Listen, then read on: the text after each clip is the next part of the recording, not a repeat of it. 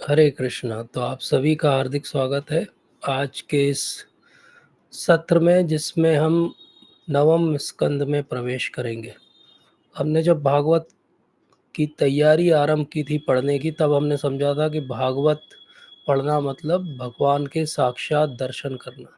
भागवत भगवान से अभिन्न है, और भगवान के दर्शन कहाँ से आरंभ होते हैं?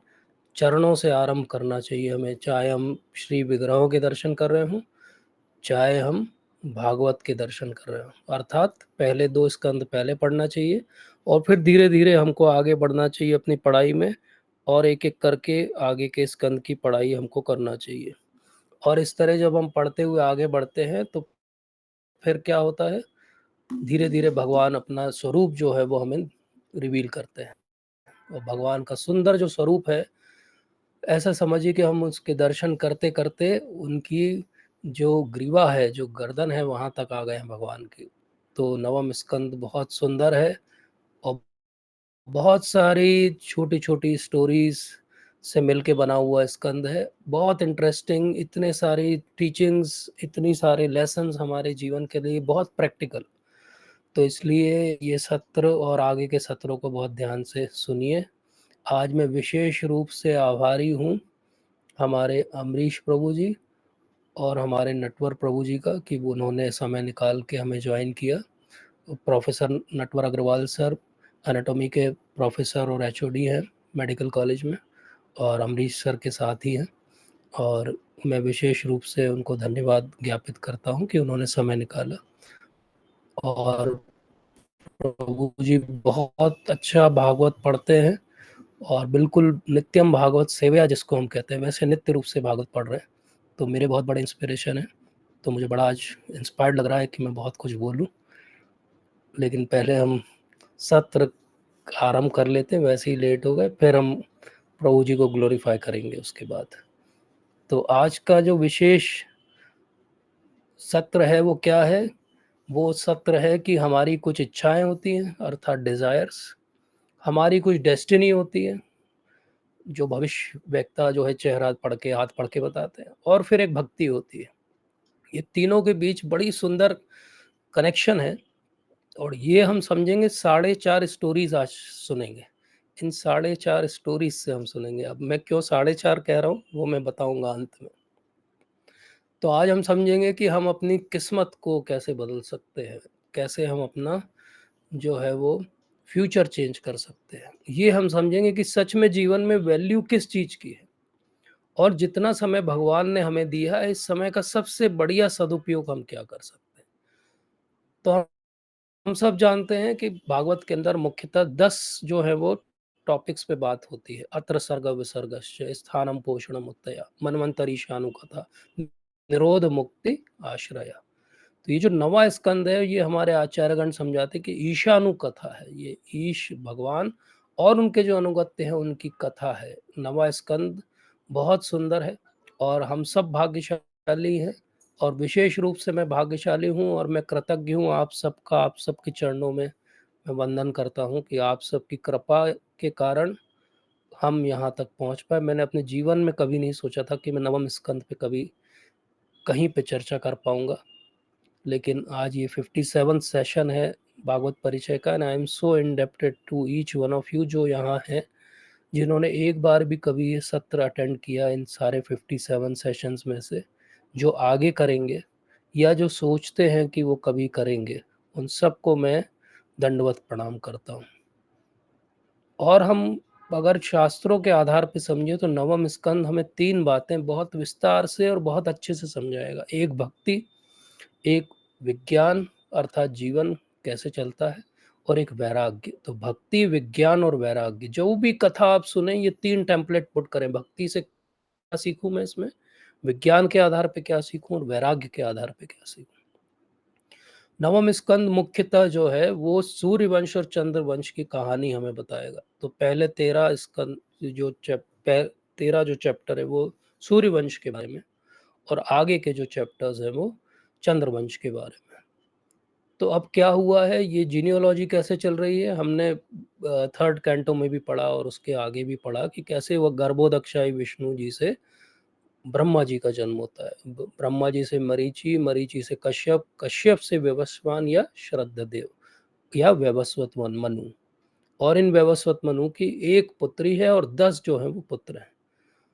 तो ये जो एक पुत्री है और 10 पुत्र हैं, इसमें से जो एक पुत्र है उसकी कहानी आज सबसे पहले हम सुनेंगे। बहुत ही सुंदर कथा है, बड़ी इंटरेस्टिंग भी है और बड़ी फैसिनेटिंग भी है। जैसे आजकल हम साइंस फिक्शन पढ़ते हैं, कुछ कुछ उस टाइप की है। तो कैसी है? व्यवस्वत मनु ने, क्योंकि उनका कोई पुत्र नहीं था, तो उन्होंने सोचा कि वो एक बड़ा यज्ञ करेंगे और एक पुत्र का आवाहन करेंगे यज्ञ के द्वारा। अब होना क्या था? होना ये था कि पुत्र पैदा होना था, लेकिन उनकी जो वाइफ थी, उनका डिज़ायर था कि पुत्री हो। तो उन्होंने क्या किया, वो जो प्रीस्ट स्वाहा स्वाहा मंत्र बोलने वाले थे, उनको बोला कि देखो सुनो, हम तुमको एक्स्ट्रा दक्षिणा देंगे, एक काम करना, मंत्र थोड़ा-सा ट्विक कर देना। तो वो ट्विक हो गया मंत्र, तो क्या हो गया, एक्स एक्स और एक्स वाई का कन्फ्यूजन हो गया और जो पैदा हुआ वो एक पुत्री हो गई। अब पुत्री हो गई, तो प्रभुपाद वहाँ परपट में बहुत सुंदर बात लिखते हैं कि देखो, ये एक मंत्र में थोड़ा-सा चेंज हुआ तो कर्मकांड में यही होता है, पुत्र की जगह पुत्री पैदा हो गई। बोले लेकिन हरे कृष्ण मंत्र के साथ ऐसा नहीं है। हरे कृष्ण मंत्र अगर आप पढ़ोगे और जपोगे, सुनोगे, लिखोगे और ग्लोरीफाई करोगे, तो वो आपको वही एक ही फल देगा, भगवान का नित्य प्रेम आपको प्रदान कर देगा। प्रेम उपमार्थो महान। तो अब जो वशिष्ठ जो है वो सूर्यवंश के जो है वो ऋषि हैं। तो उनके पास जाते हैं, तो वो क्या कहते हैं, ये जो पुत्री हुई है इसका नाम ईला है, तो बोले इसको हम पुत्र बना देंगे। और वो प्रार्थना करके उसको सद्युम्न बना देते हैं। अर्थात नाम थोड़े नए तरह के आपको लगेंगे। ईला क्या बन गई? सद्युम्न बन गई। फीमेल क्या बन गई? मेल बन गई। अब ये मेल बन गया, तो मेल बन गया तो एक बार आखेट करते हुए ये एक जंगल में चला गया, बहुत अंदर तक चला गया। और वो सुकुमार जंगल था, सुकुमार फॉरेस्ट था। और वहाँ पे अंदर जाके क्या हुआ, उसने एकदम अपने आप को देखा, तो वो फिर से मेल से अर्थात सद्युम्न से वापस ईला बन गया। क्यों ऐसा हो गया? क्योंकि वो जो फॉरेस्ट थी वहाँ पे शिव जी जो है वो अपनी भार्या के साथ निवास करते हैं। और क्योंकि वो बहुत इंटीमेट उनके पास टाइम्स होते हैं, इसलिए वहाँ पे कुछ ऐसा हुआ एक बार, तो शिव जी ने ये घोषणा कर दी कि इस जंगल में जो भी एंटर करेगा वो सब के सब जो है वो फीमेल फॉर्म में आ जाएंगे और कोई भी मेल एक्सेप्ट लॉर्ड शिवा नहीं रहेगा। जैसे रास लीला में होता है, एक ही मेल है भगवान, उसी तरीके से यहाँ पे भी एक ही मेल है, वो शिव जी हैं, और बाकी सब जो अंदर आएगा वो फीमेल बन जाएगा। तो अब जब ऐसा हुआ, तो इवन उसके साथ जो घोड़ा था वो भी फीमेल घोड़ा बन गया। तो इस तरीके से ये वापस ईला बन गया। तो ये फिर पहुंचा वशिष्ठ के पास कि ये क्या हो गया, मेरे साथ तो ऐसा हो गया। अब ये उसी फॉरेस्ट में जब घूम रहा था, तो वहां पे बुद्ध देव जो है वो चंद्रमा के जो पुत्र हैं वो थे, और उन वो अट्रैक्ट हो गए ईला की तरफ, और उन उससे उनका जो है वो आगे जो है पुरुरवा का जन्म हुआ, जिसने जाके आगे पूरा चंद्रवंश को बनाया। और इस तरीके से फिर से जब प्रार्थना की गई, तो शिव जी ने बोला कि अब मैंने तो ऑलरेडी प्रोक्लेम किया हुआ है कि इस जंगल में जो भी आएगा फीमेल बन जाएगा, और ये पार्वती की इच्छा है ये, तो मैं इस इच्छा को कैसे चेंज कर सकता हूँ? तो वो कहते हैं कि ठीक है, एक काम करते हैं, इसको अल्टरनेट कर देते हैं। अर्थात 1 महीने ये सद्युम्न रहेगा और 1 महीने ये ईला रहेगा। 1 महीने ये मेल रहेगा, 1 महीने फीमेल रहेगा। मतलब पूरे समय अपनी जेंडर आइडेंटिटी को लेके ये कन्फ्यूज़्ड रहेगा।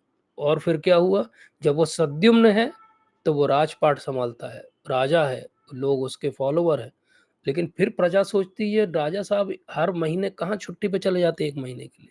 अब वो उस 1 महीने छुट्टी कहाँ जाते हैं, वो उसी फॉरेस्ट में जाते हैं, छुप के रहते हैं, क्योंकि वो फीमेल बन गए।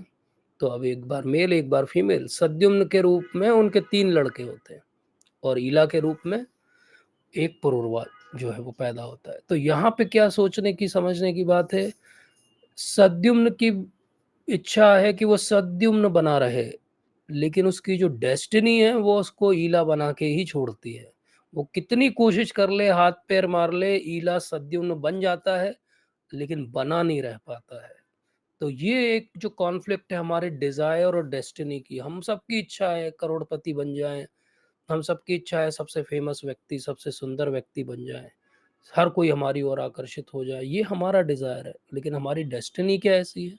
हमारी डेस्टिनी ऐसी नहीं है।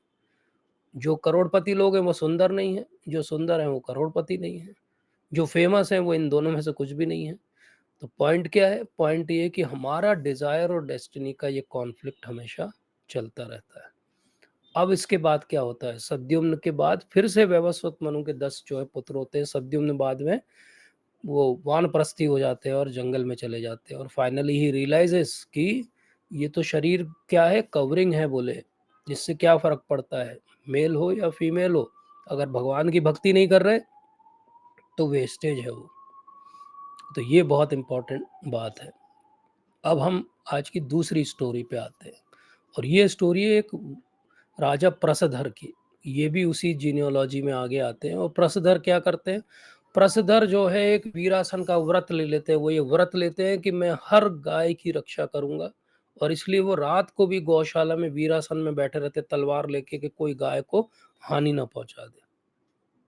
और फिर एकदम एक रात में जब बहुत अंधकार है, तो उन्हें दो आंखें दिखाई देती है। तो उन्हें समझ में आता है आवाज सुन के कि अरे ये तो कोई शेर आ गया है। तो क्योंकि वो क्षत्रिय हैं तो डरते नहीं है शेर से, और वो अपनी तलवार जो है वो चलाते हैं शेर को मारने के लिए।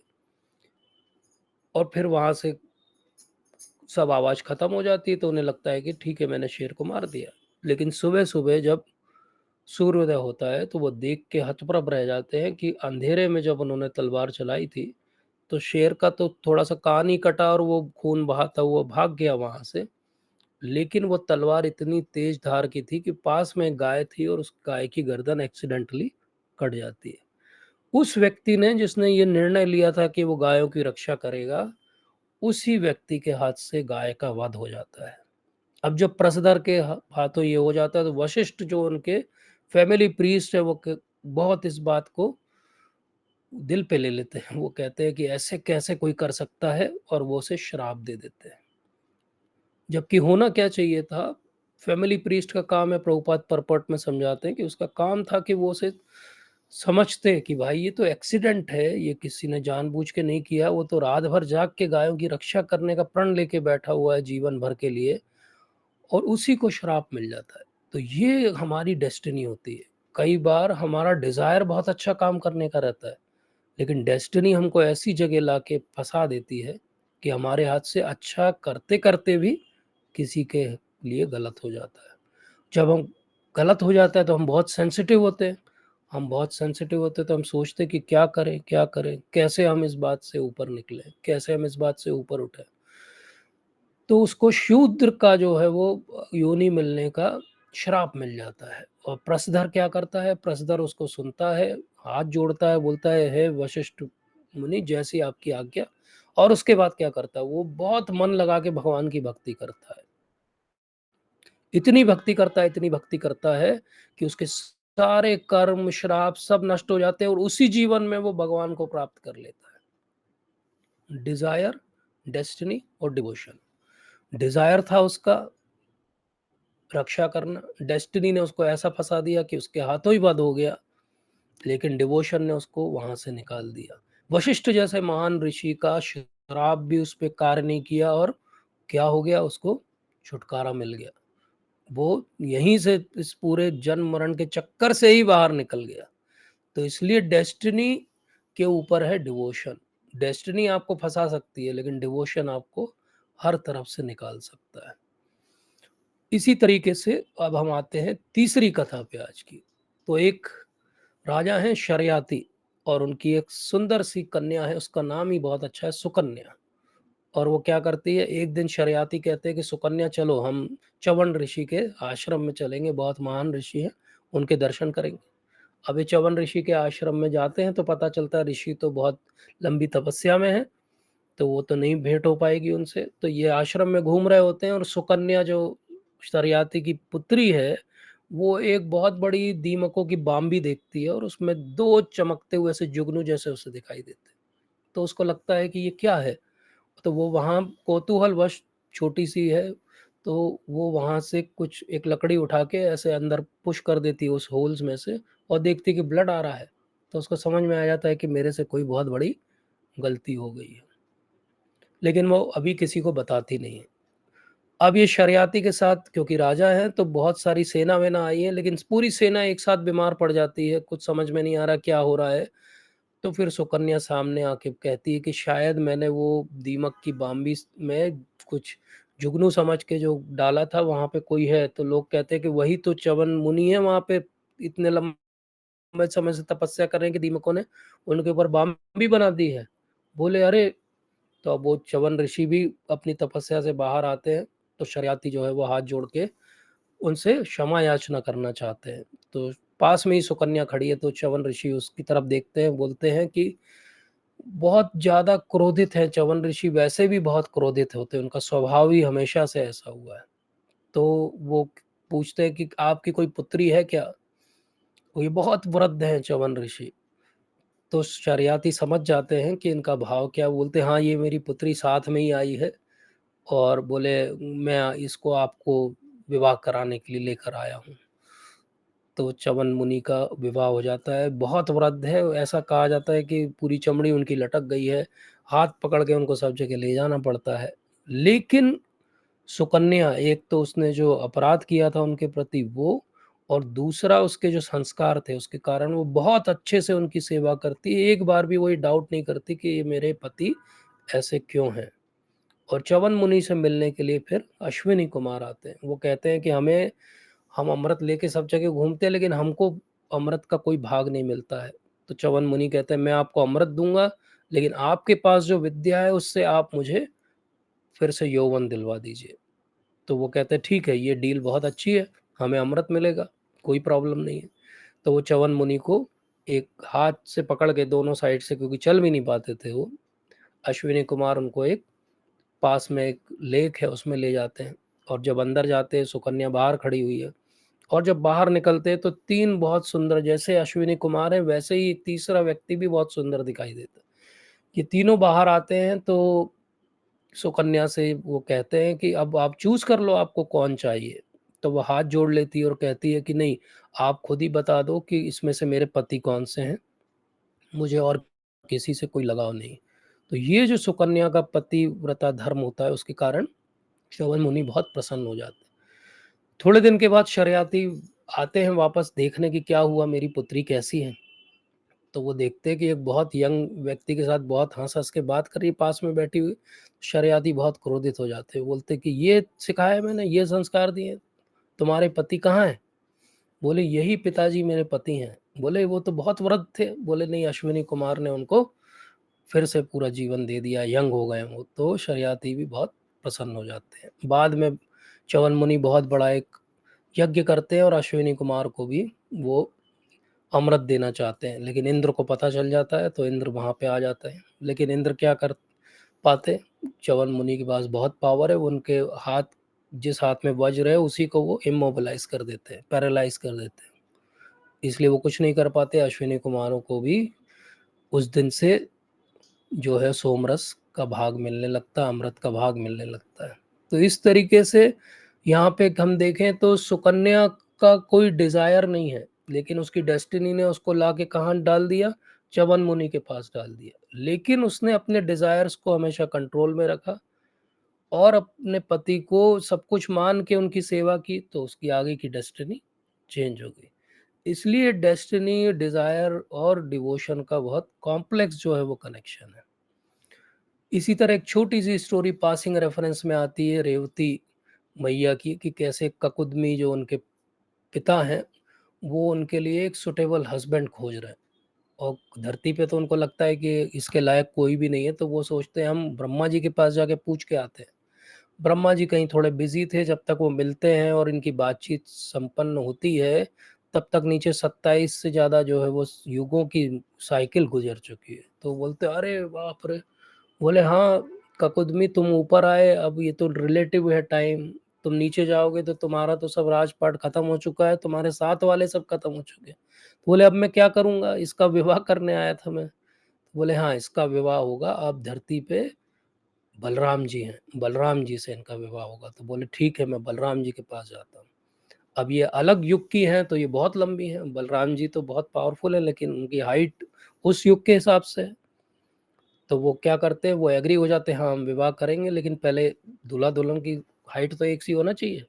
तो वो अपना जो है हल निकालते हैं और उनके सिर के वहाँ लगाते हैं, और जैसे हम किसी फ़ोटो को रीसाइज़ करते हैं साइड से खींच के, ऐसे वो खींच के जो है रेवती को रीसाइज़ कर देते हैं और उनका विवाह हो जाता है। तो ये एक बड़ी अच्छी-सी स्टोरी है बलराम जी की, कि कैसे उनका विवाह होता है रेवती मैया के साथ में। अब हम आते हैं एक और छोटी स्टोरी पे, और वो छोटी स्टोरी क्या है, एक राजा है नभग, उनके पुत्र हैं नाभाग। एक नभग हैं पिताजी और नाभाग उनके जो है वो पुत्र हैं। अब ये जो पुत्र है इनका, ये अपने गुरु के यहाँ पे बहुत लंबे समय तक पढ़ाई कर रहा है।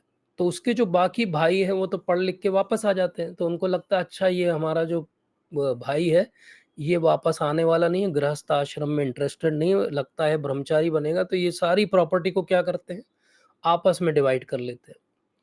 अब ये एक दिन इसको लगता है कि अब मैं गृहस्थ बनूँगा, तो अपने गुरु से आज्ञा लेके घर आ जाता है। घर आता है तो अपने भाइयों से मिलता है, तो देखता है अरे सारी प्रॉपर्टी का तो डिवीज़न हो चुका है। सारी संपत्ति बढ़ चुकी है, मेरे लिए क्या है? तो उसके जो भाई रहते हैं, वो बोलते हैं कि ये पिताजी तुम्हारे लिए हैं, इनको ले जाओ।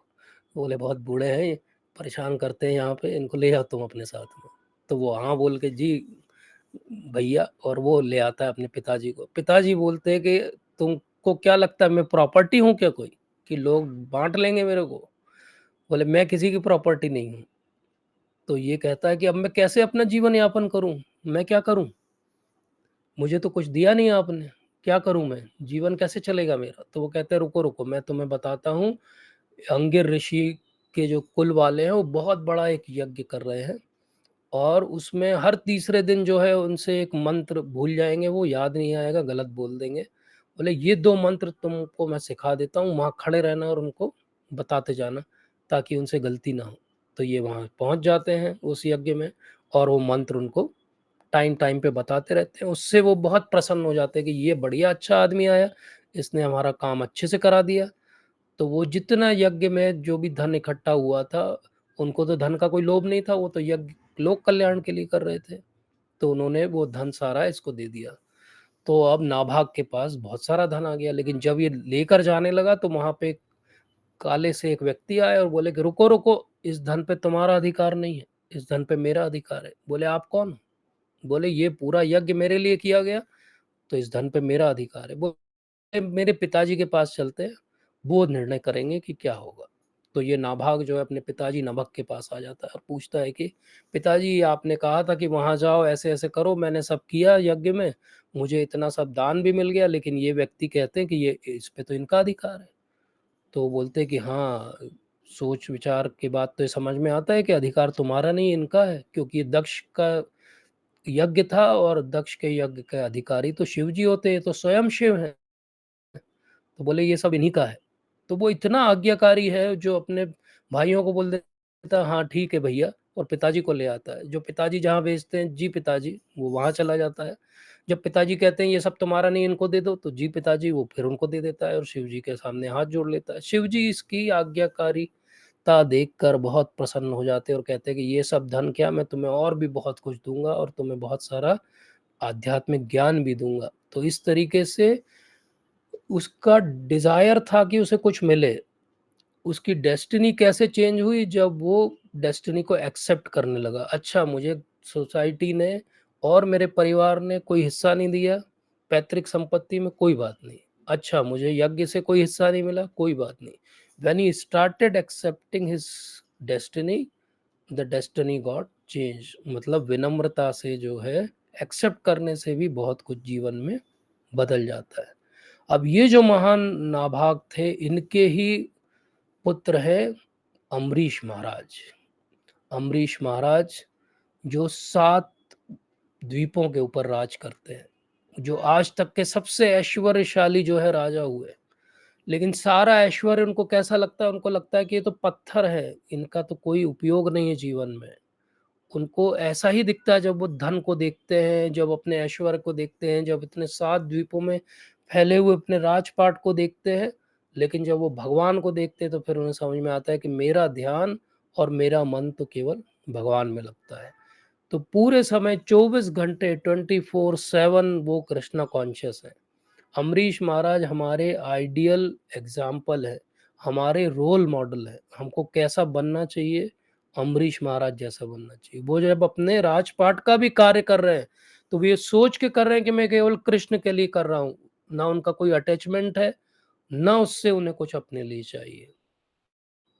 और जब वो छोड़ते हैं सब कुछ, तो वो एक क्षण में सब कुछ त्याग देते हैं।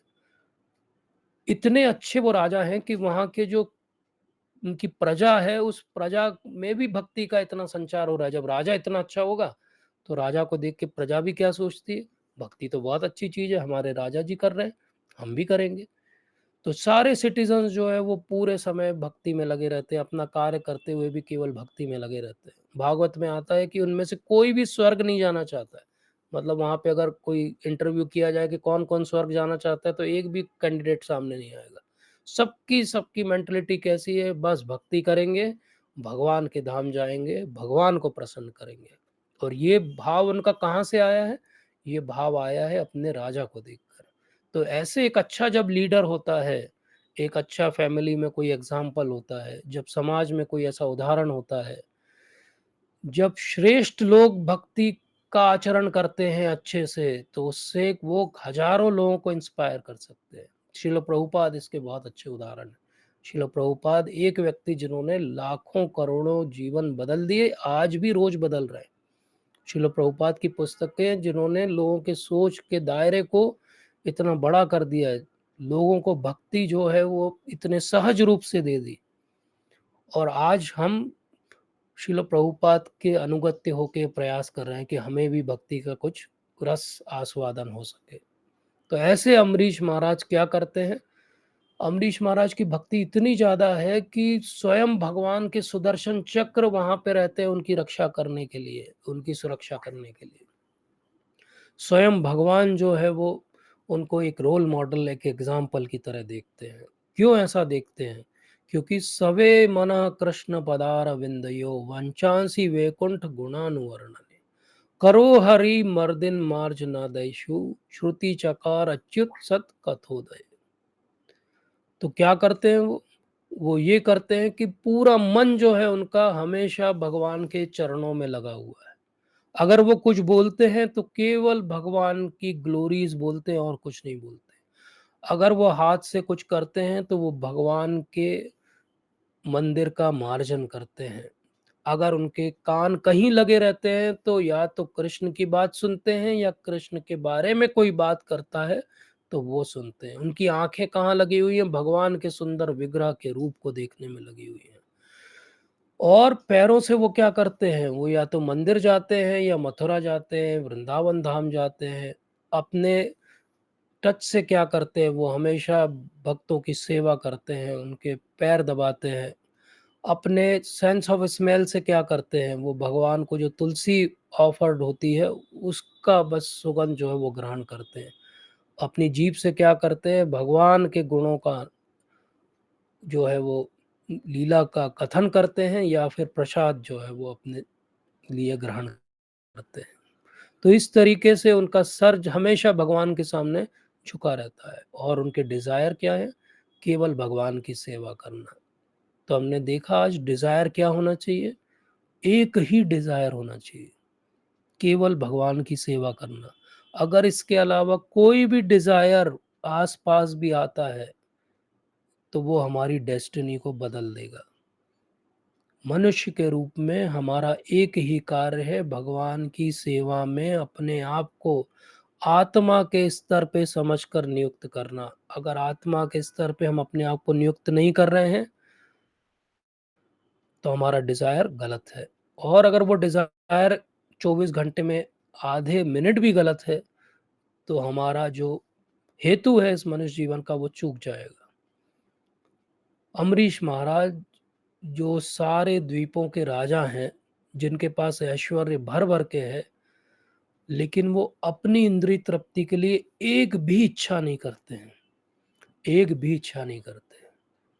सारी कर्मेंद्रियाँ, ज्ञानेंद्रियाँ केवल भगवान की भक्ति में लगा के रखी हैं। हम हमेशा पूछते हैं, प्रभु जी कैसे भगवान में आसक्ति बनेगी? कैसे हम जो है भौतिक इच्छाओं से दूर हो जाएँगे। अरे! हमारे आस-पास क्या भौतिकतावाद है, जो अमरीश महाराज के आस-पास है।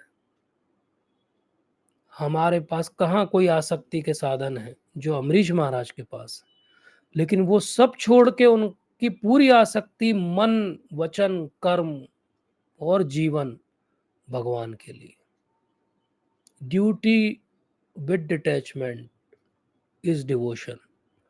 ऐसा नहीं है कि वो राजा के रूप में अपने कर्तव्य नहीं पूरे करते हैं, वो हर कर्तव्य को पूरा करते हैं, लेकिन उनकी ड्यूटी क्या है? डिटैचमेंट है।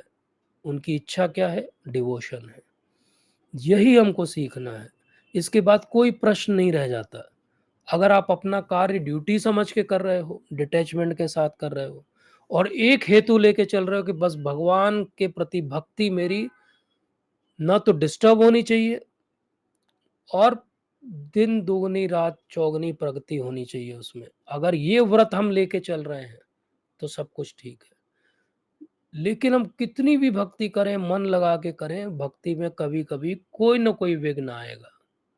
अब हम अगले सत्र में देखेंगे कि अम्बरीश महाराज के जीवन में क्या विघ्न आएगा और वो उसको कैसे हैंडल करेंगे।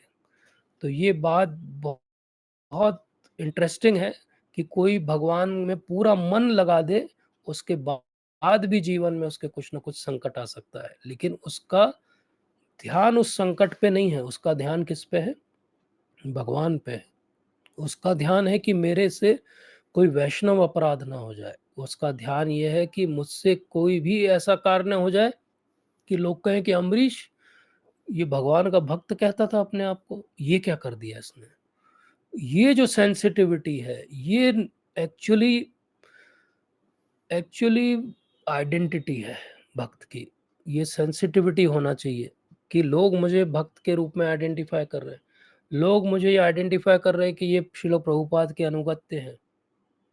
और फिर श्रील प्रभुपाद के अनुगत्य व्यक्ति से कोई ऐसा कार्य हो जाए कि लोग उँगली उठाएँ आपके ऊपर नहीं, श्रील प्रभुपाद के ऊपर, तो कैसा लगेगा? हर्ट होना चाहिए। अगर वो हर्ट होने की फीलिंग है, तो हमसे कभी भी कोई गलत कार्य हो ही नहीं सकता। Because we are representing someone who is ultimate pure. तो इसलिए हम देखें कि डेस्टिनी प्रभुपाद कहते हैं कि अगर आपकी डेस्टिनी में 10,000 रुपए मिलना है, एक लेक्चर में कहते हैं प्रभुपाद, तो आपको 100 नहीं मिलेंगे, आपको 10,000 ही मिलेंगे, चाहे आप नर्क में भी हो तो वहाँ आके आपको दिए जाएँगे कि ये तो तुम्हारे 10,000 रुपए। पॉइंट इज़ कि आपकी डेस्टिनी से आप भाग नहीं सकते। ऐसा नहीं कि लोग सोचते हैं कि अरे हमारे यहाँ काम ठीक नहीं चल रहा है, घर का वास्तु चेंज करा दो, ऐसा करो ये वाला हवन करा दो, ऐसा करो इंडिया छोड़ के फॉरेन जाके बस जाओ, ऐसा करो फॉरेन छोड़ के इंडिया आके बस जाओ। इस सब से डेस्टिनी नहीं बदलने वाली है। डेस्टिनी में जो लिखा है, वो तो होने ही वाला है और उसको सहना ही पड़ेगा। हमको ये ध्यान रखना है कि उस पूरे डेस्टिनी को सहते हुए हमारी भक्ति पे कोई आँच नहीं आना चाहिए। अब इतने सारे नाम हैं, इस पूरे 4 आप अध्याय पढ़ोगे, ढेर सारे राजाओं के नाम आते हैं। राजाओं के नाम पढ़ के लगता है क्यों दिए गए भागवत में इतने सारे नाम, अभी तो और आएँगे। 12th कैंटो में और ज़्यादा नाम आएँगे। तो बोले इतने सारे नाम क्यों दे दिए गए? ये नाम इसलिए दिए गए कि आप इमेजिन करो कि एक समय की एक आँधी चल रही है। उस समय के आँधी में, बवंडर में इतने सारे नाम आए और चले गए। इतने सारे लोग पैदा हुए, मर गए। उनका कुछ नहीं बचा आज, एक नाम बचा है बस। ऐसे ही हम भी इस आँधी में, बवंडर में एक नाम है बस।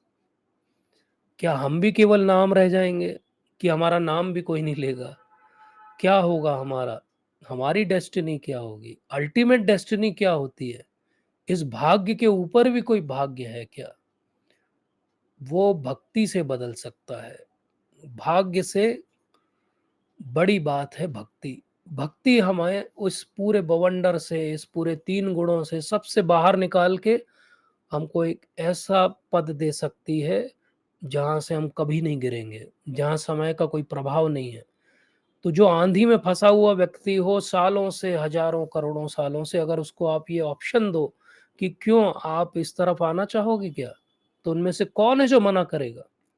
लेकिन हम हैं कि मना करते हैं, क्योंकि हमने आज तक ये नहीं समझा कि इस समय की आंधी कितनी खराब है, ये समय की आंधी कहाँ ले जाएगी। ये बवंडर हमको हर बार जो है घुमा रहा है 84 लाख योनि में, और हम फंसे हुए हैं। कभी कभी थोड़ा सुख का अनुभव करते हैं तो हमें लगता है वाह वाह सब बढ़िया चल रहा है। वो सुख का अनुभव क्या है? वो सुख का अनुभव ऐसे ही जैसे ऊंट जब बहुत प्यासा और भूखा हो जाता है, तो वो जो कांटे वाली झाड़ियाँ रहती है रेगिस्तान में, उसको भी खाने लगता है। और जब वो खाता है तो छिल जाता है उसका पूरा मुँह, और वो जो खून निकलता है, वो खून उसको पीता है वो, तो उसको अच्छा लगता है। अपना ही खून पी के उसको अच्छा लगता है। उसको लगता है वाह! मैं तो तृप्त हो गया, कितनी अच्छी झाड़ी है ये, कितनी रसीली है। लेकिन वो रस क्या है? वो उसका ही खून है। ऐसे ही हमको जो सुख मिलता है यहाँ पे, वो सुख क्या है? क्षणिक है। वो सुख हमें डुबाने वाला है। वो सुख ही है जिसके कारण इस आंधी से हम बाहर निकलने का प्रयास नहीं करते। इसलिए सबसे पहले समझना है कि हमारा भविष्य केवल बात करने से नहीं सुधरेगा। जब तक हम अच्छे से भक्ति में सीरियस नहीं होंगे, अपना नाम जप अच्छे से नहीं करेंगे, हम ऐसे ही भटकते रहेंगे। इसीलिए सद्युम्न और ईला की कहानी है कि ये शरीर, चाहे आप मेल हो चाहे फीमेल हो, क्या फ़र्क पड़ता है? वामसांसि जीर्णानि यथा व्यय नवानि गृह्णाति नरोपराणि। भगवान ने कहा है, ये शरीर क्या है? कपड़ा है। किसी दिन सद्युम्न ईला है, कभी ईला सद्युम्न है। हमको लगता है कि अरे कैसी अजीब सी कहानी है, ईला सद्युम्न है और एक की सद्युम्न ईला है। लेकिन हम अगर अपनी कहानी सोचें तो आज मैं मेल हूँ, पिछले जन्म में क्या था? क्या पता क्या था? कौन सा जानवर था? मेल था, फीमेल था, क्या था? आगे क्या रहूँगा? तो ये ईला और सद्युम्न की कहानी केवल उनकी थोड़ी है। ईला सद्युम्न की कहानी तो मेरी है। मैं भी आज मेल हूँ। मेरा अटैचमेंट किसी फीमेल से होगा तो अगला जन्म मरते वक़्त मैं फीमेल याद करूँगा, अगला जन्म मेरा फीमेल का हो जाएगा। तो बॉडी तो ड्रेस है। हम ड्रेस बदलने आए हैं यहाँ पे कि डेस्टिनी बदलने आए हैं? इसको सोचना पड़ेगा। इसलिए अब हम देखें, अम्बरीश महाराज की कथा में देखें या हम शरियाती की कथा में देखें, कैसे मिसफॉर्च्यून एकदम से आ जाता है जीवन में। तो हम ये सोचें कि हमारे जीवन में मिसफॉर्च्यून आ जाए तो हम एकदम से क्या करेंगे? अरे वो तो आश्रम घूमने गए थे और कहाँ उनको अपनी सुंदर सी पुत्री का विवाह एक बूढ़े व्यक्ति से कराना पड़ गया। ये अनएक्सपेक्टेड मिसफॉर्च्यून है। तो हमको लगता है उस कहानी में आया था, मेरे जीवन में थोड़ी आएगा।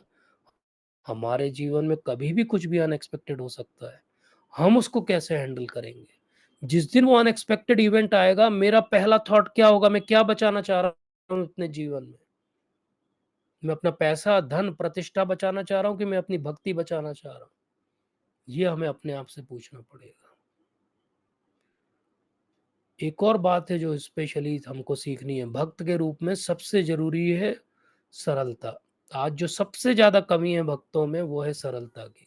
आप देखो नभाग कितने सरल व्यक्ति हैं। शिव जी ने उनको दर्शन दे दिए बिना किसी तपस्या के, और सारा धन भी, ऐश्वर्य भी दे दिया, और उनके पुत्र कौन हो गए? Ambarish Maharaj. Imagine about it. क्यों हो गए? क्योंकि वो सरल थे।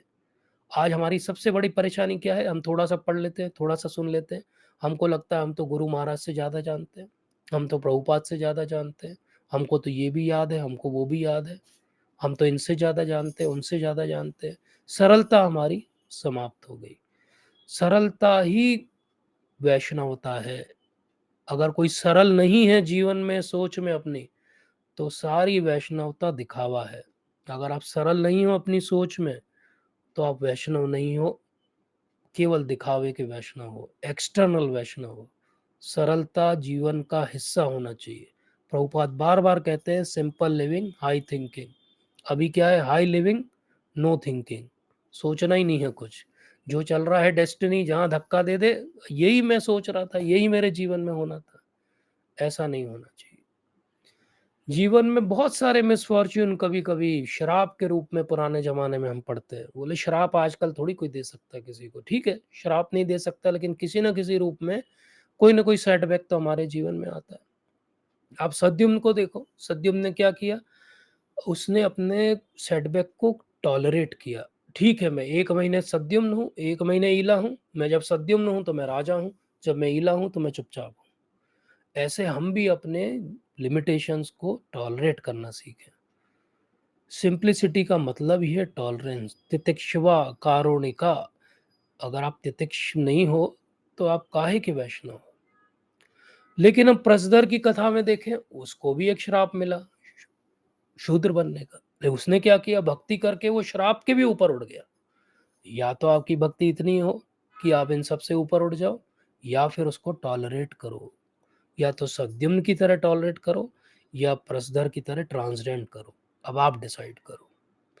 लेकिन सबसे इमोशनल और सबसे इंटरेस्टिंग है, अमरीश महाराज को जब श्राप मिलेगा तो वो क्या करेंगे, इसको हम अगले सत्र में देखेंगे। तो इसलिए आज के सत्र को हम यहीं पे विराम देते हैं। आप सबका बहुत बहुत धन्यवाद। अगर कोई प्रश्न हो, कोई त्रुटि सुधार हो तो हम ले सकते हैं।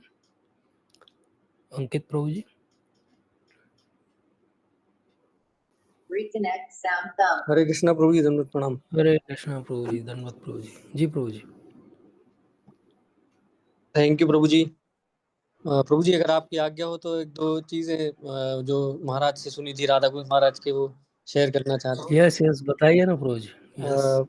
अभी पिछले हफ्ते ही सुन रहे थे प्रभु जी ये वाला सीरीज महाराज के, तो जी उसमें जी ये वाला एपिसोड जो आता है प्रसाद जी वाला, इससे जी पहले जी। वो एक लाइन बोलते हैं कि ये जो इतनी वंशावली जो बता रहे हैं तो सुखदेव गोस्वामी, तो वो क्यों ऐसा बताना चाह रहे हैं, मतलब परीक्षित महाराज इतने आतुर क्यों है उनको ये सूर्यवंश के, यस क्योंकि वो कह रहे थे कि वो जानते हैं कि रामचंद्र जी मतलब जो है वो इसी वंश में आए थे, इनकी कथा वो वहाँ यस सुनना चाहते थे, तो यस इसलिए वो इतने आतुर थे और डिटेल में, और इनके बड़े बड़े भक्त लोग आए तो भक्ति कथा भी सुनना चाहते थे।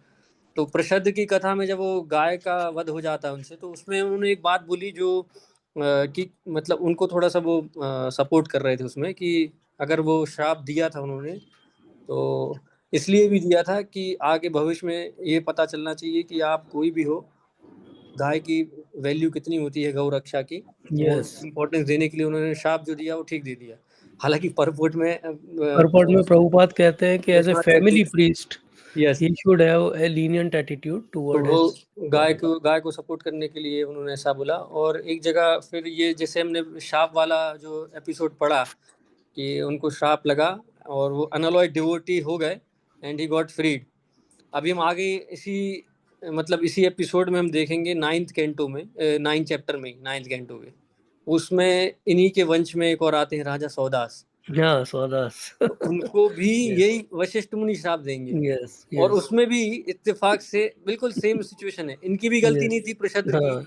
एक्सीडेंट हो जाता है, उधर भी उनकी गलती नहीं थी, एक्सीडेंट हो जाता है, यस, और श्राप भी यही देते हैं और यही बहुत देते हैं। भयंकर श्राप मिलता है उनको, राक्षस बनने का श्राप मिल जाता है। यस, तो राक्षस बन अब वो जाते हैं। बन जाते हैं और वो एक्ट भी कर जाते हैं गलत, हाँ। राक्षस बन के। तो यस उसमें एक जगह ऐसा आता है कि एक लंबी कहानी है थोड़ी वो, तो उसमें शॉर्ट में ये कि जंगल में उनसे एक ऐसी घटना होती है कि अब वो राक्षस के स्वभाव में आ गए हैं, तो वो चाहे ब्राह्मण हो चाहे कोई भी, वो नहीं देख पाते, तो उसको पकड़ के कैनिबलिज्म हो खाने की जाता कोशिश है। करते, खा लेते हैं, हाँ, जबकि उनकी पत्नी कैनिबलिज्म। उनको समझाना चाहती कि नहीं करिए नहीं करिए नहीं करिए। हम्म। तो उसमें प्रभुपाद ने एक जगह परपोर्ट में लिखा है ये वाला जो आप बोल रहे थे अभी, कि 9.33 में वो 33 नंबर का वर्ष है, उसमें बताया प्रभुपाद ने परपोर्ट में कि दिस इज कॉल्ड डेस्टिनी, कि वो राक्षस के स्वभाव, उसको डेस्टिनी थी, तो वो उसने स्वीकार कर ली और उसको वो एक्ट करना पड़ गया। बट कर्माणि निर्दहति किंतु च भक्ति भाजम, बट इट कैन बी काउंटरएक्टेड, ये लिखा प्रभुपाद ने। तो जैसे हमने प्रसाद जी के उसमें देखा, वही वशिष्ठ मुनि इतने पावरफुल, लेकिन श्राप विफल हो गया क्योंकि अनअलॉयड डिवोटी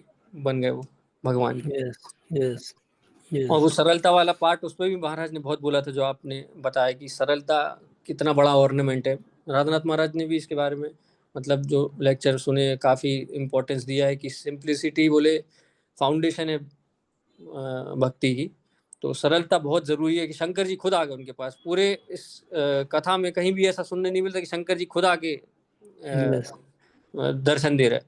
और उसमें उन्होंने बोला कि वो ज्ञानम ब्रह्म सनातनम जो देते हैं, तो ब्रह्म का क्या मतलब है वहाँ पर, कहते शंकर जी के लिए ब्रह्म का मतलब होता है लॉर्ड कृष्णा, लॉर्ड राधा कृष्ण। कृष्ण। तो वो यस उनकी राधा भक्ति दे देते हैं उनको। तो कह रहे थे कृष्ण। जब उनको भक्ति दे दी तो फिर प्रसाद में अम्बरीश तो महाराज तो होंगे ही। Very true very true. तो एक सिंप्लिसिटी से कैसे सब चीजें सॉल्व हो जाती है। One generation is simple, then next generation becomes a very nice devotee. तो रियली इट इज सिंप्लिसिटी पे तो महाराज सभी, मतलब गौर गोविंद महाराज ने पूरी सीरीज ली है। उन्होंने इनफैक्ट एक बुकलेट भी है उनकी सिंप्लिसिटी के ऊपर। महाराज भी कई बार, सच्चिदानंद स्वामी महाराज ने पूरा एक सेमिनार लिया है 5 या 6 लेक्चर्स का, सिंप्लिसिटी, सरलता ही वैष्णवता है। प्रभु जी तो हमारे लिए कैसे समझ सकते हैं, जैसे हम जो कर रहे हैं, हम लोग जिस समाज में रह रहे हैं, जैसे हमारा लेन देन होता है भक्तों के बीच में, तो हमारे लिए सरलता क्या है? हम जैसे भक्त। हमारे लिए सरलता क्या है? हमारे लिए सरलता यही है कि वो महाराज कहते हैं कि नो डुप्लिसिटी इज सिंप्लिसिटी। पहली स्टेप तो यही है, डुप्लिसिट नहीं होना चाहिए। हम जो बोलें वही करें, और हम जो करें वही बोलें। मतलब हमारी पब्लिक और प्राइवेट लाइफ के बीच में जितना कम गैप रहेगा उतने हम सिंपल हैं। महाराज एक जगह समझाते हैं कि डिप्लिसिट नेचर जो है, या आजकल जिसको और ऑर्नामेंटल भाषा में बोल दिया जाता है, बड़े डिप्लोमेटिक हैं ये तो, बड़े प्रोफेशनल हैं ये तो वो डिप्लोमेसी, प्रोफेशनलिज्म सो कॉल्ड, वो एक्चुअली सबसे बड़ा ऑब्स्टिकल है भक्ति में। क्योंकि भगवान को डिप्लिसिटी पसंद नहीं है। हमेशा कहा जाता है, एक बहुत सुंदर सी बात कही जाती है महाप्रभु के लिए, कि वो पतित पावन है, लेकिन वो कपट पावन नहीं है। पतितों को पावन कर देंगे वो, लेकिन कपटी व्यक्ति का कोई उद्धार नहीं होने वाला। जैसे आज ही हम बात कर रहे थे, तो एक मिथ्याचारी होता है व्यक्ति। मिथ्याचारी व्यक्ति वो होता है जो अंदर से अलग है और बाहर से अलग है, बगुला भगत टाइप का। बाहर कुछ दिखा रहा है, अंदर उसके कुछ और चल रहा है। वो मेडिटेशन में बैठा है लेकिन ढूंढ रहा है कि सबसे बड़ी मछली उसको खाने को मिल जाए। तो मिथ्याचारी के सुधरने की उम्मीद क्या है? कुछ भी नहीं है। एक दुराचारी के सुधरने की उम्मीद क्या है? बहुत अच्छी है, अगर उसको भक्तों का संग मिल जाएगा, क्योंकि वो ठीक है, जैसा अंदर है खराब वैसे ही बाहर खराब है, सुधर जाएगा। जगाई मधाई सुधर जाते हैं, क्योंकि वो मिथ्याचारी नहीं है, जैसे हैं वैसे हैं। लेकिन रामचंद्रपुरी क्या है? रामचंद्रपुरी डुप्लिसिट नेचर के हैं। हमेशा जो है वो कहीं ना कहीं सबके अंदर मीन मैक निकालने की उनकी जो भावना है, वो उनके लिए प्रॉब्लमेटिक है। तो महाराज समझाते हैं कि ये डुप्लिसिट नेचर जो है, ये नहीं होना चाहिए। सिंप्लिसिटी, आजकल कलयुग में तो इतना ही मान लें हम कि आप डुप्लिशियस नहीं हो मतलब आप सिंपल हो। ऑल्दो उसकी और सिंप्लिसिटी की पराकाष्ठा तो Kolavecha Shridhar, he is the simplicity personified. एक जगह ऐसा कहा जाता है कि वो उनसे ज़्यादा सिंपल व्यक्ति कौन होगा? 5, 10, 20 पैसे कमाता हो कोई, और उसमें से भी आधा जो है वो गंगा जी की सेवा में दे देता हो, और उस आधे पैसे से महाराज कितना सुंदर डिस्क्राइब करते हैं कि वो जो कुटिया में रह रहे हैं तो उसमें इतने छेद हैं कि बारिश का पूरा पानी अंदर आ जाता है। और उनका पूरा पोजीशन क्या है? वो एक बर्तन है छोटा सा, गिलास टाइप का या लोटा समझ लें उसको, टूटा फूटा सा, बस वो उनका एक पोजीशन है बहुत पुराना सा, दैट्स ऑल। लेकिन महाप्रभु का क्या स्थिति है और क्या भाव है उनके लिए, कि रोज महाप्रभु बिना बुलाए उनके पास आते और आर्ग्यू करते हैं कि ये कितने के दोगे केले के पत्ते, ये केले कितने के दोगे। और फिर वो कुछ रेट बताते, बोले अरे तुम तो बहुत लूटते हो, तुम तो बहुत पैसे लेते हो। आधे घंटे नोक झोंक करते हैं और फिर उसके बाद चले जाते हैं। कभी लेते हैं कभी नहीं लेते। लेकिन महाप्रभु जब संन्यास लेने वाले हैं तो उसके एक दिन पहले कॉलेज श्रीधर उनके लिए एक वो लेकर आते हैं, पंपकिन लेके आते हैं। और पंपकिन। वो, हाँ, पंपकिन की सब्जी महाप्रभु कहते हैं कि अब शची माता को कि यही बनाना है आपको। और वो जब पूरे समय नवद्वीप में रहे तो वो कहते हैं कि मैं अगर भोजन लूँगा तो केले के पत्ते कहाँ से आएँगे? कोलबेज श्रीधर के वहाँ से आएँगे, मैं कहीं और किसी पत्ते पे नहीं लूँगा। ये सिंप्लिसिटी का रेसिप्रोकेशन है भगवान का।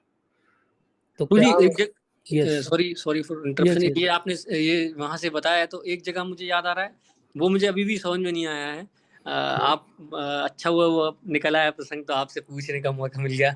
ये गोपाल चपला वाला जब इंसिडेंस होता हाँ, है, तो हाँ, उसमें जब वो दोबारा लौट के जा रहे हैं, तो उसमें एक जगह परपोर्ट में प्रभु जी लिखा है उन्होंने, प्रभुपाद ने, कि वो जब दोबारा लौट के आ रहे हैं तो फिर से भीख मांगते हैं कि मुझे माफ कर दीजिए करके, हाँ, तो उनको हाँ, सोल्यूशन देते। तो वहां पे परपोर्ट में प्रभुपाद ने लिखा है कि he got mercy because of simplicity. तो वहां यस। पे वो कैसे, मतलब समझ में नहीं आया प्रभु जी वहां पे, मतलब वो क्योंकि वो रिग्रेट कर रहे हैं इसलिए। रिग्रेट कर रहे हैं क्योंकि एक्चुअली जैसे उनको ऐसा हुआ तो उसके बाद हो सकता है कि नॉर्मली हम में से कोई हो और हमारे साथ अगर ऐसा हो, सडन मिसफॉर्च्यून ही बोल दें उसको अपने जीवन में, तो हम नॉर्मली हमारा रिएक्शन क्या होगा? हमारा तो बैर का रिएक्शन हो जाएगा कि ये इस व्यक्ति के कारण ऐसा हुआ मेरे जीवन में। हम एक्सेप्ट करेंगे क्या कि हमारे साथ ऐसा कुछ हो जाए? हम नहीं करेंगे एक्सेप्ट। तो वो एक्सेप्टेंस जो है ना, वो मिसफॉर्च्यून को भी एक्सेप्ट करना, डेस्टिनी को एक्सेप्ट करना और ये समझना कि ये तो मेरे जीवन में आया है, ये मेरे ही प्रारब्ध के कारण आया, किसी और के कारण नहीं आया।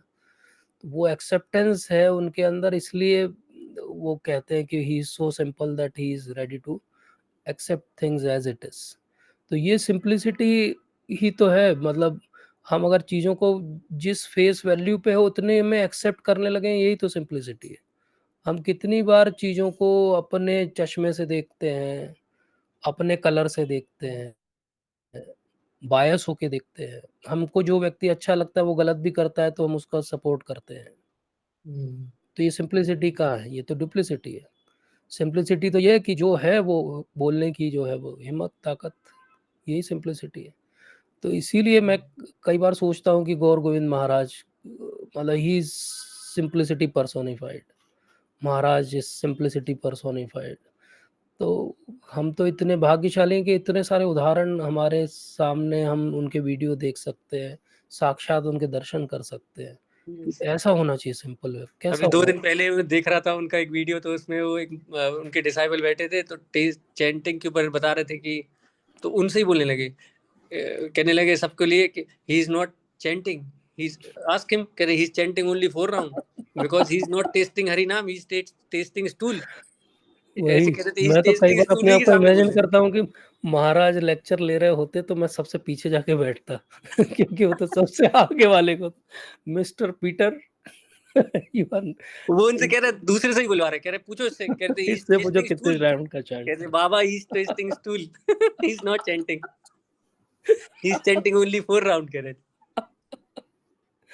महाराज के सामने अगर क्लास में बैठ जाओ तो वो कुछ टीचर रहते हैं ना, वो बैक बेंचर्स को नहीं, वो फ्रंट बेंचर्स से पूछते क्वेश्चन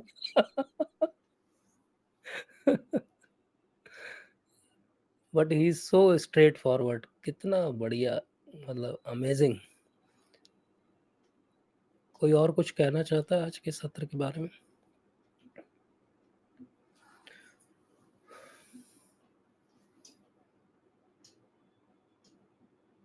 तो मैं नंद नंदन प्रभु जी से आग्रह करूंगा, प्रभु जी हमें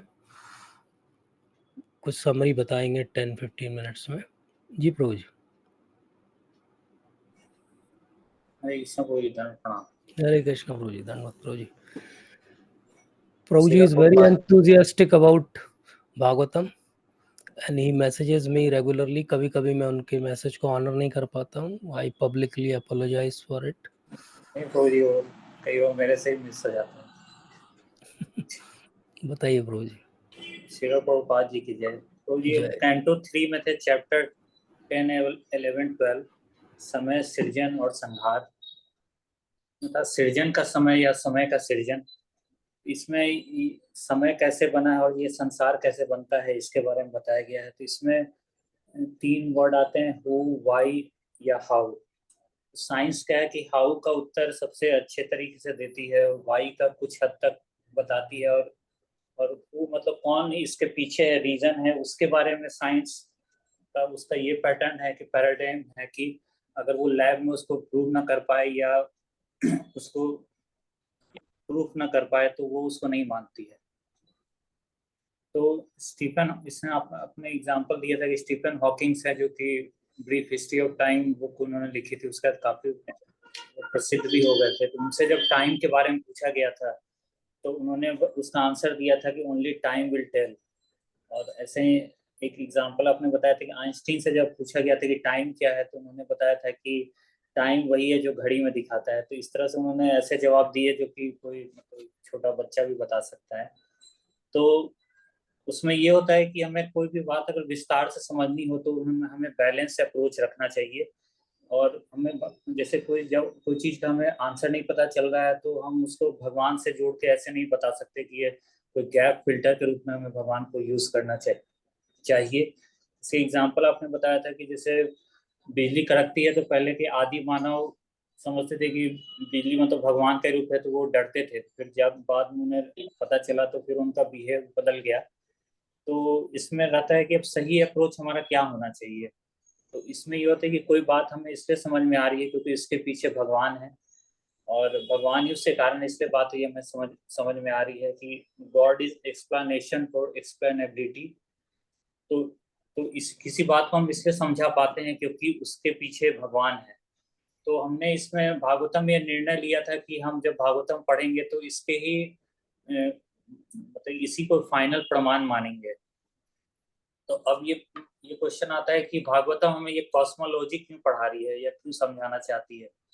तो उसका उत्तर ये है कि हम किसी तरह से भगवान के भक्त बने, और चूंकि हम इस एक जेल में कैद हैं तो जेल से बाहर निकलने के लिए हमें एक मैप लगेगा, और ये दुनिया कैसी है इसके बारे में हमें जानना चाहिए। इसलिए, और हमारा एस्केप प्लान क्या होगा, इसलिए हमें ये कॉस्मोलॉजी पढ़ाई जा रही है भागवतम में। तो इसमें ये होता है कि भगवान के 3 पुरुष अवतार हैं, जिसमें कर्णोदक्षाय विष्णु जब माया शक्ति पर दृष्टिपात करते हैं तो उसके बाद प्रधान बनता है, जो कि इसमें काल कर्म स्वभाव आते हैं। तो काल कर्म स्वभाव जो होता है कि सृष्टि के समाप्त होने पर भी बने रहते हैं। तो जब भगवान के दृष्टिपात से वो मैटर के अंदर प्रवेश करते हैं तो प्रधान तत्व जो इनएक्टिव होता है, और जब भगवान का दृष्टिपात होता है और भगवान का जो डिजायर होता है कि ये संसार बने, तो फिर वो एक महत तत्व बनता है जिसे एक्टिव पोर्शन कहते हैं। तो इसमें महत तत्व में 3 गुण होते हैं, सतोगुण, रजोगुण और तमोगुण। तो तमोगुण में भी 3 गुण होते हैं, जिसमें सतोगुण होता है जो ज्ञान की शक्ति, मन और 10 इंद्रियों के देवता। रजोगुण होता है अहंकार, क्रिया शक्ति के द्वारा बुद्धि बनाना, प्राण और 10 इंद्रिय। और तमोगुण में 5 सेंस ऑब्जेक्ट होते हैं। तो ये 23 एलिमेंट जब मिलके आपस में जुड़ना चाहते हैं तो जुड़ नहीं पाते हैं, तो वो भगवान के पास जाके प्रार्थना करते हैं कि हम एक साथ एकत्रित नहीं हो पा रहे हैं। तो भगवान अपनी कोहेसिव फोर्स या बाइंडिंग एनर्जी से उन सभी एलिमेंट को आपस में आना जब वो चालू हो जाते हैं तो इंटरैक्ट करते हैं, तो इससे ही एक संसार हमारा बनता है। उसके बाद ये अंडे का रूप लेता है, और हिरण्यगर्भ या सोना, ये हिरण्यगर्भ को सोना कहते हैं। तो ये 10,000 साल के परिवर्तन के बाद ये प्राइमरी स्टेज जो होता है वो बनता है। तो हम लोग इसमें ये भी बताया गया है कि हम लोग सभी लोग जो है किसी न किसी इग्नोरेंस के ही में है, मोड ऑफ इग्नोरेंस से ही हमारा है। उसमें सबका बस सभी लोगों का परसेंटेज अलग अलग होता है। तो इग्नोरेंस का क्वालिटी ये होता है कि वो लिथार्जिक होता है, लेजी होता है, और ज्ञान के बारे में उसका बहुत ज़्यादा जानना नहीं चाहता है। इसके बारे में अब इसके अलावा इसमें एक टॉपिक है कि समय क्या है। तो भगवान ने खुद बोला है कालो अस्मि, मतलब समय भगवान का ही एक रूप है। और समय समय वो एनर्जी, समय एक एनर्जी है जो कि स्पिरिचुअल और मटेरियल पार्ट को अलग करता है, और समय सभी चीज़ों को कंट्रोल करता है। जो भगवान के धाम में है समय उसको कंट्रोल नहीं करता, और बाकी सभी को समय कंट्रोल करता है। अब ये प्रश्न उठता है कि समय को कौन कंट्रोल करता है, तो समय को भगवान कंट्रोल करते हैं। और भागवतम में समय को सिक्लिकल कहा गया है कि समय का भी एक चक्र होता है। तो भगवान इस संसार से कैसे इंटरेक्ट करते हैं, प्रश्न ये उठता है। तो उसका उत्तर ये है कि समय के द्वारा भगवान इस संसार से इंटरेक्ट करते हैं। भगवान इन 3 गुणों के द्वारा समय में परिवर्तन लाते हैं। तो इसका वैदिक अंडरस्टैंडिंग ये कहलाती है कि समय के बारे में किसका ना आदि है ना अंत है, और ये आदि अंत समय खुद तय करता है। तो टाइम ये होता है कि unmanifest impersonal feature of God है, यानी अव्यक्त मूर्तिमान। इसलिए सारा संसार जो है समय के अधीन है, और ब्रह्मा जी भी समय के अधीन है। तो भगवान ने ब्रह्मा जी को जो कार्य दिया था कि वो सृष्टि, एक काम तो ये था कि सृष्टि बनाना है, और दूसरा है कि जीवात्माओं को उसके कर्मों के अनुसार उसको यथास्थान उसका शरीर देना है। जैसे इसमें मतः स्मृति ज्ञानम, भगवान ब्रह्मा जी को स्मृति और ज्ञान देते हैं, और कोई लीला करानी होती है तो उन्हें भुला भी देते हैं। तो उसमें जब ब्रह्मा जी लोटस के ऊपर बैठे हुए हैं तो उन्हें वो ज्ञान देते हैं, तो वो लोटस का जो तना होता है, स्टेम, उसको वो सोचते हैं कि सृष्टि इसी के अंदर बनानी है। तो उसको 3 भागों में बांटते हैं, ऊपर के लोग, बीच का और नीचे का लोग, ये तीनों को मिला के 14 प्लैनेटरी वर्ल्ड बनता है। और ये लोक बनाने का ज्ञान ब्रह्मा जी को भगवान वो चतुश्लोकी भागवत के श्लोक के द्वारा देते हैं। तो ब्रह्मा जी से हमें क्या सीखना चाहिए, तो ब्रह्मा जी से हमें 3 चीजें सीखने को मिलती है। एक तो है पहला तपस्या, और भक्ति में कठिनाइयाँ आती है उस समय हमें क्या कहते हैं, अपने भक्ति को नहीं छोड़नी है, और तीसरा है भगवान पे पूर्ण विश्वास रखना है। जैसे कि जब वो सृष्टि बनाने के लिए जब वो सोचते हैं कि अब मुझे भगवान के आगे से सृष्टि बनानी है, तो उनका जो कमल का सिंहासन डोलने लगता है, तो फिर वो सोचते हैं कि अब मैं क्या करूँ, मैं भगवान की जो आज्ञा थी उस सृष्टि अब कैसे बना पाऊंगा। तो वो फिर वो ध्यान करते हैं, फिर उन्हें भगवान की तरफ से वो प्रेरणा मिलती है। तो वो जो जितना बाकी जो वो जो आसपास जो पानी और हवा से पानी से पूरा जो जगह वो डूब गया था, तो वो पूरा फिर पानी को पी लेते हैं, हवा को पी लेते हैं। उसके बाद फिर वो जगह फिर से सही हो जाती है, फिर वो सृष्टि का कार्य फिर से आरंभ कर देते हैं। तो ब्रह्मा जी ने सबसे पहले क्या बनाया था, तो ब्रह्मा जी ने सबसे पहले अहंकार, अज्ञान और मोह बनाया था, ताकि व्यक्ति ये भूल जाए कि वो शरीर नहीं, मतलब वो आत्मा नहीं शरीर है। ऐसा मतलब कि वो शरीर अपने को शरीर माने, आत्मा नहीं माने। तो वो एक बड़ा उनको एक थैंकलेस जॉब मिला था एक तरह से। तो अब वो उनका काम था कि सृष्टि को कैसे आगे बढ़ाए। तो उनके जो 4 पुत्र हुए, सनानंद, सनत कुमार, उनको उन्होंने आज्ञा दी कि आप सृष्टि को आगे बढ़ाइए। तो चूंकि वो भगवान के भक्त थे, तो उन्होंने मना कर दिया कि हम आगे नहीं बढ़ा पाएंगे। तो ब्रह्मा जी को जो क्रोध आया, तो उनके से रुद्र उत्पन्न हुए। फिर चूंकि वो डिस्ट्रक्शन करते थे, इसलिए ब्रह्मा जी ने जब उनका कार्य देखा, तो उन्होंने कहा कि आप ऐसा करिए, अभी आपकी आवश्यकता नहीं है, तो आप अभी ध्यान में चले जाइए, फिर आपकी आवश्यकता होगी तो हम बताएंगे। तो अब वो सोच रहे थे कि अब ये सृष्टि कैसे आगे बढ़ेगी। तो उसी समय मनु और शत्रुपा प्रकट हुए, बोले कि हम ये सृष्टि को अब आगे बढ़ाएंगे। तो इस सेशन से हमें ये सीखने को मिलता है कि जब भगवान की भक्ति का हम प्रयास बढ़ाते हैं, तो हमारी कठिनाइयां भी बढ़ती जाती हैं, लेकिन हमें प्रयास बढ़ाते जाना चाहिए, क्योंकि उसके बाद भगवान स्वयं हमारी मदद करेंगे। तो यहाँ पे जो इस मटेरियल वर्ल्ड में रहने का कंडीशन ये है कि हम अपनी रियल आइडेंटिटी को भूल जाएं। और अगर हमें इस संसार से बाहर निकलना है, तो हमें रियल आइडेंटिटी को रिवाइव करना होगा, जो कि चैंटिंग के थ्रू हो सकता है। और टाइम उसको कंट्रोल करता है जो कि बॉडी कॉन्शियस होता है। जो कृष्णा कॉन्शियस होता है उसको टाइम कंट्रोल नहीं करती। इसका उदाहरण आपने बताया था, शीला प्रभुपाद जी हैं, जो कि 70 वर्ष की आयु में भी विदेश में प्रचार करने गए थे, और समय उनको नहीं कंट्रोल करती, क्योंकि वो भगवान के भक्त हैं। तो इसमें हमें ये देखना होगा कि साइंस रिलायबल तो है, लेकिन कई चीज़ों का सवाल का जवाब वो नहीं देती है। तो ऐसे समय में हमें उसके जवाब हमें दूसरे स्रोतों जैसे भागवतम से देखना चाहिए। और बिग बैंग ये कहती है कि हमारा आइडेंटिटी जो है काफ़ी बड़ी बहुत छोटा है, लेकिन भागवतम या ये कहती है कि हम सृष्टि में काफ़ी महत्वपूर्ण अंग है, क्योंकि हम इस सृष्टि से, इस जीवन चक्र के से बाहर निकल के हम भगवान के धाम में जा सकते हैं, उनकी भक्ति कर सकते हैं। तो इस समय में हमें ये सोचना होगा कि क्या हम इस समय संसार में साइंस को लेके आगे बढ़ेंगे, जो हमें कुछ नहीं समझती है, या हमें बहुत ही माइन्यूट पार्टिकल समझती है, या हम भागवतम को लेके चलेंगे, जो हमें मनुष्य को काफ़ी इम्पोर्टेंट समझती है। तो ये स्पेशल थैंक देना चाहूँगा प्रभु जी आपको ही, पहले हरि गोपीनाथ प्रभु जी को, और इस गेस्ट अलग मोहन प्रभु जी को, दिलीप सोनी प्रभु जी, अंकित प्रभु जी, और सलोनी माता जी को। हरे कृष्ण। हरे कृष्णा प्रभु ji, thank you so much. बहुत अच्छे से एज ऑलवेज आपने एक हमारे सत्र को समराइज किया, और टेक होम मैसेज उस सत्र का यही था कि समय भगवान के अधीन है, और हम अगर भगवान के अधीन आ जाएं तो समय अपने आप जो है वो हम पर असर डालना बंद कर देगा। और साइंस वर्सेस स्पिरिचुअलिटी के लेवल पे अगर हम कॉस्मोलॉजी को समझें, तो जितना ज़्यादा साइंस एक्सप्लोर कर रहा है चीज़ें, उतना ज़्यादा वो समझता जा रहा है कि मनुष्य का कोई भी रोल नहीं है कहीं भी। मनुष्य कुछ भी नहीं है, कोई उसका एग्जिस्टेंस नहीं है। लेकिन जितना ज़्यादा हम स्पिरिचुअलिटी में आगे बढ़ते हैं, हमें समझ में आता है कि नहीं, हमारा भी इम्पोर्टेंस है। इसलिए सबसे ज़रूरी बात क्या है कि हम स्पिरिचुअलिटी से अपना इम्पोर्टेंस समझें और अपने जीवन का इम्पोर्टेंस समझें। तो प्रभु जी का बहुत बहुत धन्यवाद, और आप सबका भी बहुत बहुत धन्यवाद। मैं नटवर सर से आग्रह करूंगा, अगर संभव हो तो वो हमें बताएं कि उनका अनुभव कैसा रहा, और अमरीश प्रभु जी से भी अगर वो कुछ ऐड करना चाहते हैं।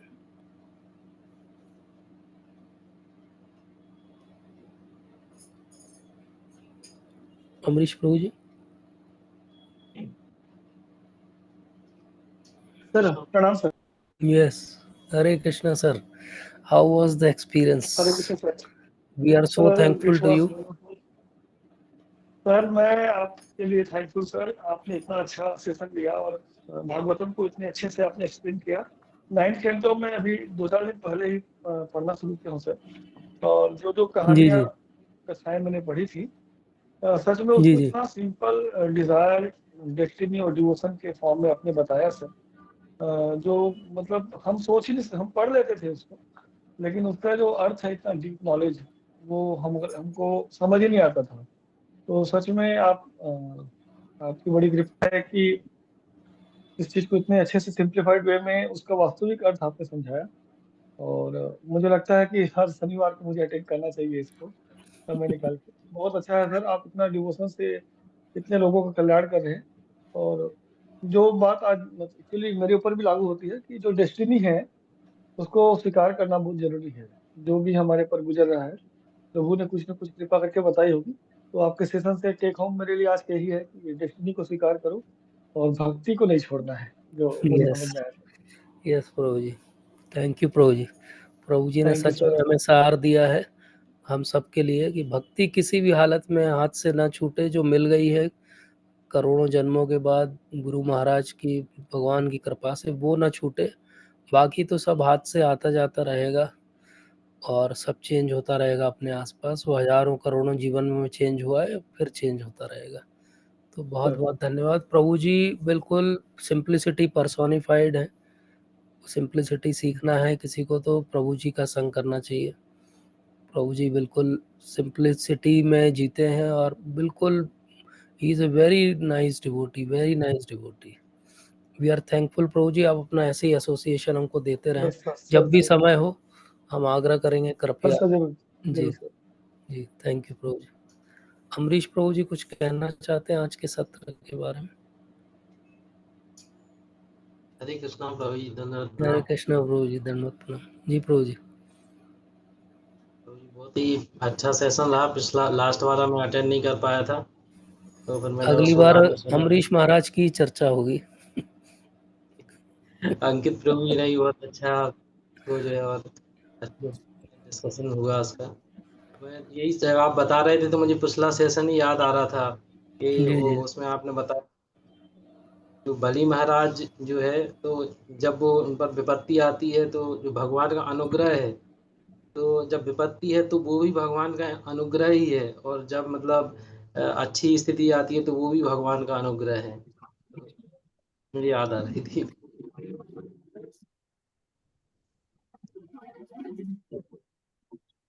हरे कृष्णा। अच्छा हो या बुरा हो, सब कुछ भगवान का अनुग्रह है और यही भाव लेके हमें जीवन में आगे बढ़ना चाहिए। तो बिल्कुल सही कह रहे हैं प्रभु जी आप। तो और कुछ बताना चाहेंगे प्रभु जी? और ये मुझे लगता है कि जब मेरे अपराध बढ़ जाते हैं तो शायद इस हो जाता हूँ। नहीं प्रभु जी, ऐसा नहीं ऐसा नहीं है। बेसिकली जब हम मेरे अपराध बढ़ जाते हैं तो मैं आपका संग नहीं ले पाता। This is the reality. तो मैं ऐसे अपने आप को जज कर लेता हूँ कि आप नहीं आए, फिर कभी अंकित प्रभु जी नहीं आए, फिर कभी प्रवीण प्रभु जी नहीं आए, तो आई अंडरस्टैंड कि अभी मेरी तैयारी जो है बड़ी कमजोर चल रही, इसलिए भगवान ने इनका टाइम नहीं वेस्ट किया। They are good devotees, lord doesn't want to waste their time. तो आप सबका बहुत बहुत धन्यवाद एक बार फिर, क्योंकि हम 9th कैंटो में पहुंच गए हैं। बहुत जल्दी हम 10th कैंटो में पहुंचेंगे, ऐसी आशा है आप सबकी कृपा से। तो दशम स्कंद के लिए भी हमें अपने आप को तैयार करना पड़ेगा। पिछले सारे सत्रों से जो जो हमने सीखा है उसको गैदर करते जाएं, लिखते जाएं, अपने जीवन में उतारते जाएं, ताकि सच में हम दशम स्कंद में भगवान के सुंदर मुखारविंद के दर्शन करें। तो आप सबका बहुत बहुत धन्यवाद। वांछा कल्पतरुभ्यश्च कृपा सिंधुभ्यैव च पतितानां पावनेभ्यो वैष्णवेभ्यो नमो नमः। श्रील प्रभुपाद की जय, समस्त भक्तबिंद की जय। श्रीमद् भागवतम की जय। हरे कृष्णा।